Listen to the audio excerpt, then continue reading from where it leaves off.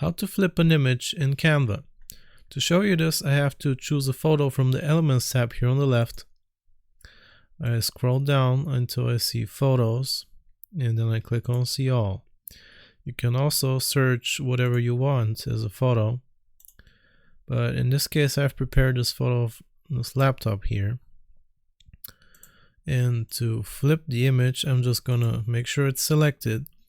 I'm gonna go to the top left corner here where it says flip, and it will give me two options: flip horizontal and flip vertical.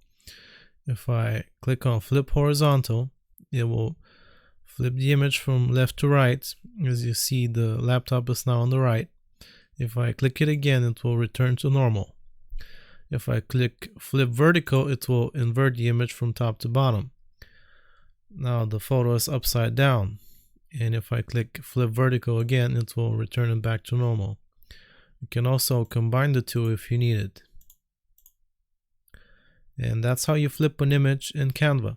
I hope this was useful. Remember to like and sub, and I'll see you next time.